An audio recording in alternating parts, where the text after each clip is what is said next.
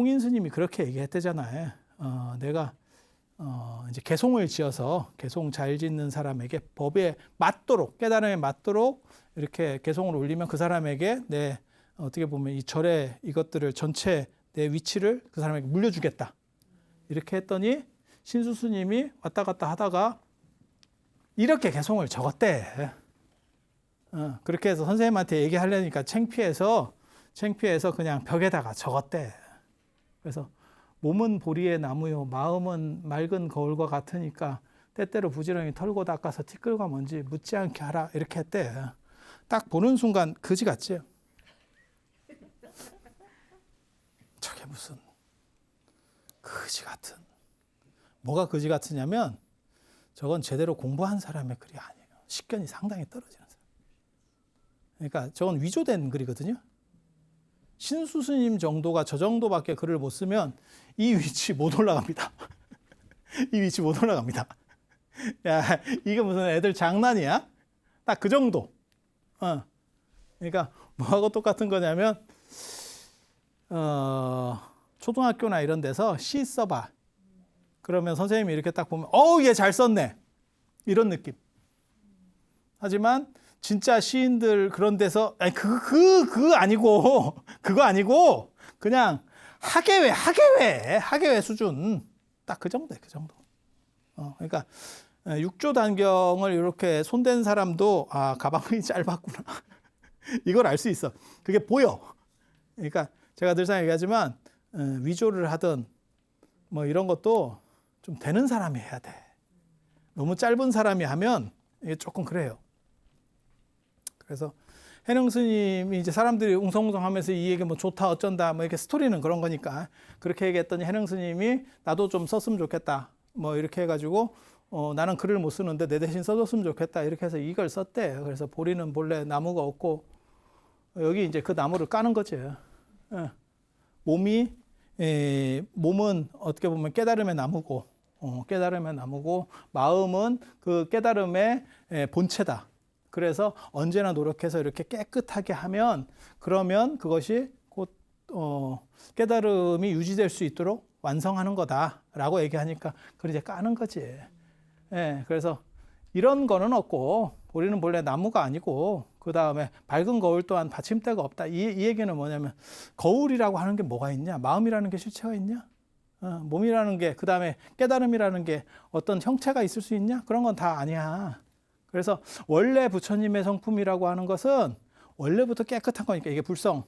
그래서 때가 묻을 수가 없다는 거죠. 완전한데 야 태양이 어떻게 구름이 끼냐? 태양이 어떻게 구름이 끼냐? 우리 눈에 구름이 끼는 거지. 지구에 구름이 끼는 거지. 태양에 구름이 어떻게 낄 수가 있냐? 구름이 태양 근처에도 못 가서 다 증발해 버리겠지. 그런 얘기를 하는 거예요. 그렇게 해서 깠대. 깠더니 해능 스님이 이겼다. 뭐 이렇게. 근데 좀 스토리를 보면 유치해요. 이게 이 개송 보면 야 저게 뭐 애들 장난하는 것도 아니고 저런 거 갖고 저게 되나 싶을 정도로. 그러니까 누군가 위조를 하더라도 급조한 거야. 그리고 그 사람은 가방끈이 짧아. 가방끈 긴 사람은 저런 식의 위조를 하지 않아. 그러니까 뭐하고 똑같은 거냐면 그거지. 문화재 같은 거를 위조를 하는데 위조해서 그게 진품으로 이렇게 인정을 받으면 값어치가 엄청나게 올라가잖아요. 근데 그게 일반인이 위조를 하면 다 걸립니다. 100이 아니고 110% 걸립니다. 왜? 양식이라든지 그 당시에 들어가는 안료 성분이라든지 이런 걸 잘 몰라요, 이 사람이. 그런데 최고급 권위자가 그 위조에 가담을 하잖아? 잘 안 걸립니다. 왜? 그 사람들이, 현대 사람들이 어떻게 판별하는지를 이 사람은 알고 있거든. 그러니까 거기에 맞춰서 전부 세팅을 해버리는 거죠. 이해가 됩니까? 그래서 이건 조금 유치한 거예요. 근데 아무튼 사람들이 이거 되게 좋아해. 되게 좋아해. 그리고 지금까지도 이런 거를 믿는 사람들도 있어. 이렇게 약간 천진하지. 가끔이 아니고 제법 많더라고. 그래서 우리 같은 사람이 이런 얘기하면 이제 욕먹을 수도 있는데 막 금과 옥조처럼 여기는 분들도 있어. 근데 이제 요즘은 다 연구가 다 되니까 그래서 조금만 연구해 보면 저런 것들이 금방 이렇게 나옵니다. 금방 나옵니다. 그리고 이 홍인 스님 맥 중에서 지난 시간에도 제가 계속 얘기하려다가 못했던 이 홍인 스님 제자 중에서 해능 스님이나 저 신수 스님만 계셨던 게 아니고 지선 스님이 있었고 이분은 사천으로 갔대. 이 법맥이 사천으로 가는 거예요.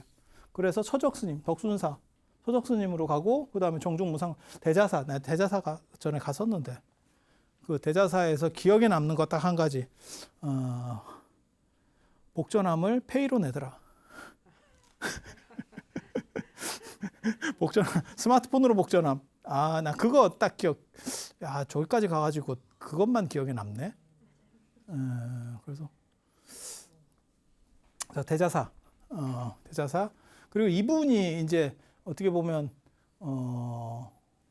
사천성의 맹주고 지난번에 잠깐 말씀드린 것처럼 당현종이 피난 왔을 때 잘 대우를 해줘서 이제 굉장히 뜨게 되는데 굉장히 특이한 게 있어요. 이분을 성도광에 제가 원래 셋째 아들이라고 썼다가 아들이라고 이렇게 좀 지우고 썼는데 셋째 아들이라는 설이 있어요. 썰이. 성도광이 누구냐면 원래 김춘추가 있잖아요. 김춘추, 태종무열왕 김춘추. 그 다음에 문무왕 범민, 문무왕. 그 다음에 요 범민까지가 이게 통일이에요. 삼국통일. 그 다음에 신문왕입니다. 신문왕의 왕권 강화 이렇게 나오거든요. 이제 신하들을 이렇게 딱 새로 판을 짰으니까 이제 왕권을 더 강화하기 위해서 그래서 딱 정비를 하는 거예요. 체제 정비를 신문왕이 딱 하고 이 신문왕 아들이 이제 효소왕. 그 다음에 성덕왕이에요. 통일신라 최대 군주라고 하는 성덕왕. 이게 성덕대왕 신종의 성덕왕은 아니고 그 성덕왕인데 그 성덕대왕 때 만든 건 아니고 그거는 이제 손자인 해공왕이 만들어주는 거예요. 해공왕이 만들어주는 거예요. 근데 이 성덕왕이 누구냐면 이게 굉장히 재밌는 얘기예요. 삼국상이나 이런 데 보면 첫째 첫째 아들이 이 효소왕이에요. 효소왕. 그리고 성덕왕이 둘째 아들이라고 나와. 둘째 아들이라고 나오는데 오대산 사적기에 보면 무슨 얘기가 나오냐면 그리고 저 삼국유사에 보면 무슨 얘기가 나오냐면 보천과 효명이라고 하는 사람이 나와요. 보천과 효명이라고 하는 사람이 나오는데 이게 왕위 계승 과정에서 신문왕에서 이 효소왕으로 내려갈 때 왕위 계승 과정에서 밀려나요. 그래서 강원도 오대산까지 오는 거야. 거기 짱 박혀 숨어 있었어. 그리고 거기서 이제 문수보살에게 기도하고 어쩌고 해가지고 대박이 나요. 그런데 그 상황에서 이제 수행을 하면서 문수보살도 친견하고 뭐 오만 불보살을 다 친견하고 뭐 이런 스토리들이 쭉 나오거든요. 그건 나중에 뭐 삼국유사 한국 불교 할 때 할 수도 있으니까 그냥 그렇다고 일단 그냥 그 껍질만 알아두세요. 있고 이 효소왕이 쫓겨나. 국인에 의해서 쫓겨났다. 삼국 사기에는 뭐라고 나오냐면 갔다. 죽었다로 나오고 삼국유사나 오대산 사적기에 보면 쫓겨났다가 나와요. 근데 신라는 화백제도 이런 게 뒤에까지 좀 있어서 쫓겨나는 경우가 있어. 그러니까 내각제 비슷한 뭐 이런 것들도 좀 있어요. 그러고 보니까 우리의 탄핵 전통은 저 신라 시대 때부터 있구나. 저 사람도 쫓겨났었거든요. 저 진지왕. 그러니까는 진흥왕 다음에 진지왕, 그 다음에 진평왕이거든요. 그래서 진지왕도 쫓겨나. 그렇게 쫓겨나. 그래서 조금 이렇게 메롱인 사람들을 쫓아내고 오대산에서 수도하고 있었던 이 두 사람을 이렇게 오락하는데 이 양반은 끝까지 버티고 거기서 출가 생활을 했고 이 양반이 와가지고 임금이 된 게 성덕왕이에요. 그래서 이 양반이 우리 선배 출신이라니까. 그래서 당신이 오대산 상원사에서 가피를 얻어서 자기가 왕이 됐다. 그래서 보위에 오르고 4년 뒤에 오대산까지 와서 상원사를 창건하는 거예요. 그게 오대산 상원사 창건의 유래입니다. 그 당시에는 그걸 상원사라고 안 하고 진여원이라고 그랬어요. 진여원이라고. 그렇게 해서 오대산 상원사가 만들어지기 시작하는 건데 이 성덕왕이 워낙 대단한 사람이기도 하고 재위관도 길고 정치도 잘하고 그러니까 조선으로 말하면 세종과 정조를 합친 것 같은 이런 사람이에요. 그러니까 제도적으로도 참 잘했고 그 다음에 문화적으로도 좋고 이렇게 경제적으로도 굉장히 올려놓은 이 성덕왕이 게다가 출가 출신이라고 그랬잖아요. 원래 효명이라고 하는 출가자 출신이고 그래서 저 양반 아들로 자꾸 붙여. 그래서 김지장 스님, 구화산의 김지장 스님, 신라 스님이라고 하는데 그 양반도 저 성덕왕 아들이라 하고 자꾸 아들이라 하니까. 그런데 꼭 첫째 아들이라고는 안 해. 왜 첫째 아들이라고는 안 할까? 첫째 아들은 왕해야 되잖아.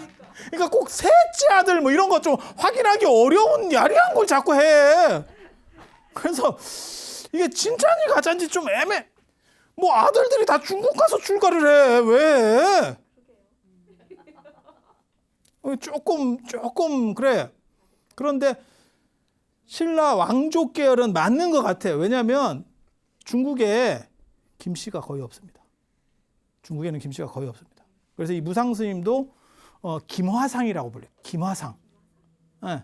참고로 말씀드리면 원래 금이라고 우리도 이게 쇠금자가 금, 김 이러잖아. 네? 금, 김 이러잖아. 근데 이게 김으로 바뀌는 거는 몽고 때 김으로 바뀌는 거예요. 그래서 아무튼 뭐 금인지 김인지 뭐 그렇다 치고 저렇게 김자 들어가는 게 중국 사람 별로 없어요. 여러분이 생각을 해봐. 삼국지 뭐 이런 거 다 생각을 해봐. 김씨 있나? 이놈이 김씨 없어. 그게 이제 투김일제부터 내려와서 우리나라까지 이제 건너왔다 뭐 이런 얘기들이 썰들이 있거든요. 그게 문무왕 비석에 나오는 얘기. 그래서 뭐 그래서 중국에서는 다 쫓겨나가지고 원래 중국 본토 사람도 아니었고 저 흉노 계열이었고 그다음에 중국으로 귀화했다가 다시 우리나라 넘어오는 바람에 그쪽에 거의 성씨들이 없다. 이제 그렇게 돼 있거든. 그래서 우리나라에는 많은데 중국에는 없는 성씨가 김씨, 박씨. 예, 김씨, 박씨.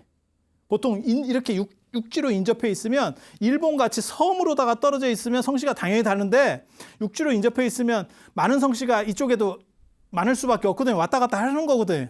그래서 그게 약간 차이가 있다라는 정도만 알아두시고 아무튼 성덕왕 아들이래. 성덕왕 아들이래. 더 재밌는 거는 중국에 오백난이 있어. 얼마 전에 저한테 누가 어떤 스님이 그러더라고. 오백난 이름 아냐. 오백난 이름 아니야. 누가 오백난을 이렇게 모시려고 하는지 어쩌는지 뭐 이름 아니야. 그래서 이름이 다 있는데 그게 청나라 제공까지 청나라 사람까지 들어가 있다. 그래서 그게 원래 인도 게 아니고 인도에 오백난이라는 개념이 있었는데 중국으로 와서 그게 누군지는 알려지지 않은 거예요. 중국 사람들이 어벤져스를 만들었어. 중국판 어벤져스를 만들었어. 그래서 인도부터 해서 불교계에서 유명한 사람을 500명 안에 다 넣어. 이해가 됩니까? 교진여도 들어가 있어. 부처님의 첫째 제자인 교진. 달마대사 들어가 있습니다.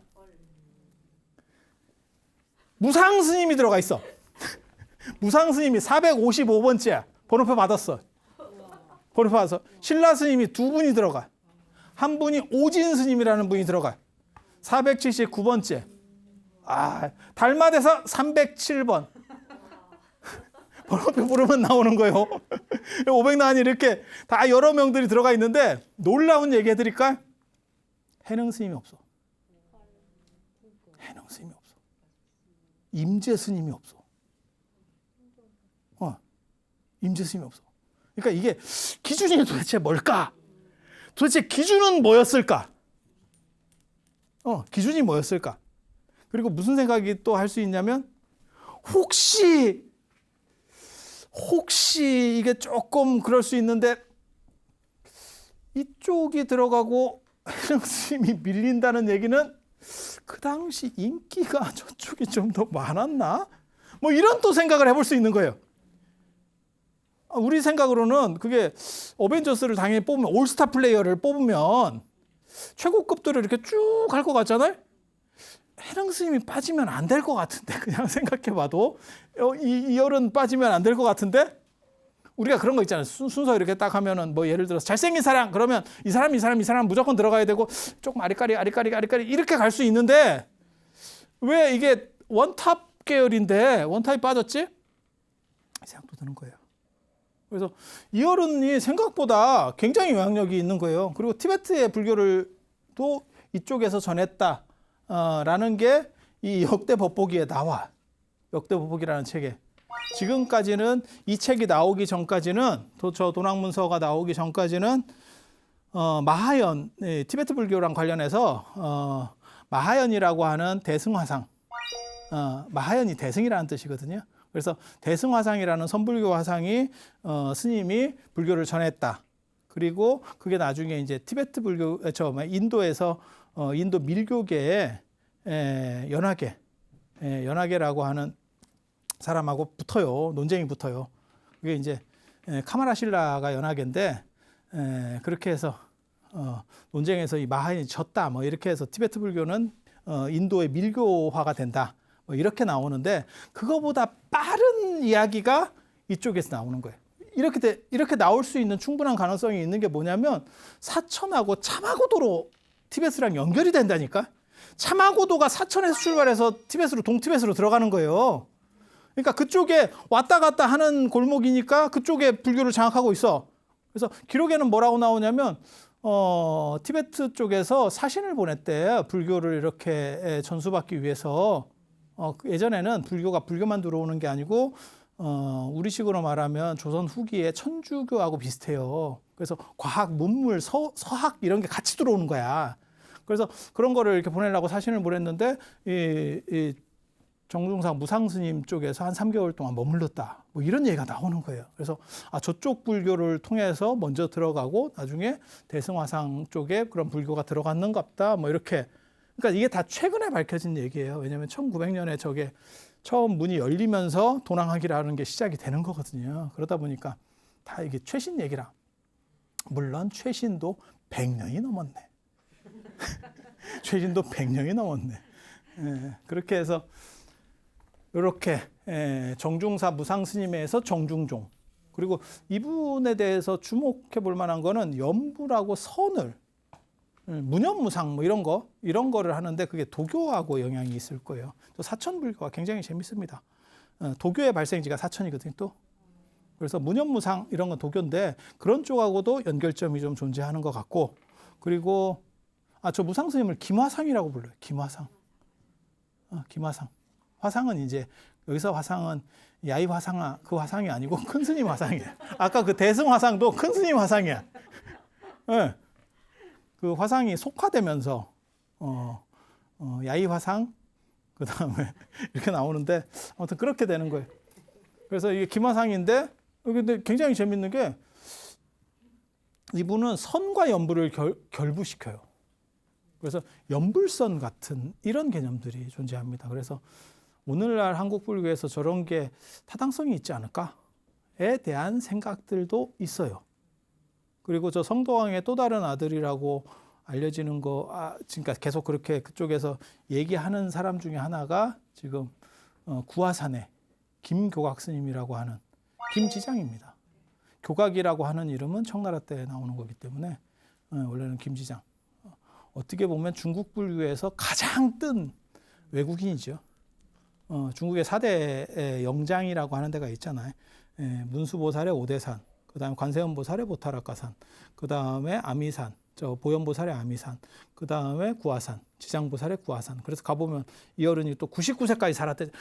이게 또 99세 이걸 어떻게 또 해야 되는지 막 이러는데 가보면 99m짜리 그래서 김교각 스님 상을 만들어 놨잖아요. 그걸 기념해가지고 수백억을 들여가지고 중국에서 그렇게. 그래서 산 전체가 그냥 막 절로다가 이렇게 막 덕얼덕얼 있지.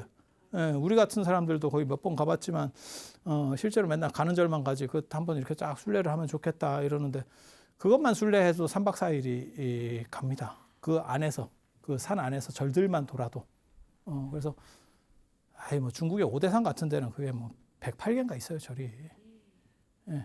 제가 다음 시간에 그래도 마조 스님 얘기는 해드릴 수 있도록 그렇게 하겠습니다. 자, 들어서 감사합니다.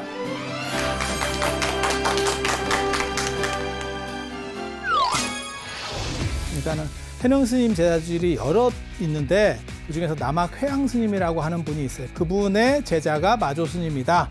이렇게 되어 있었는데 저 규봉 종밀이라고 하는 분이 화엄종의 오조기도 하고 신수 스님 계열의 선종을 배웠어요.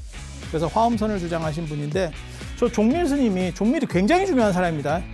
여러분들은 저런 분도 계셨구나 이 정도인데 원래 굉장히 중요한 분인데 저분이 뭘 얘기하냐면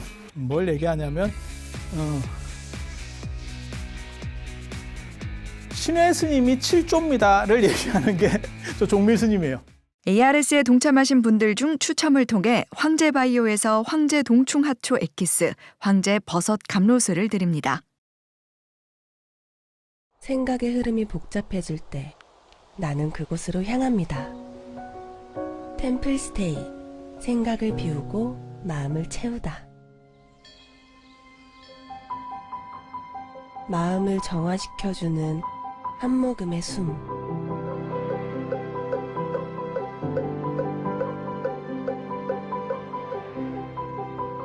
나를 위한 행복여행 템플스테이.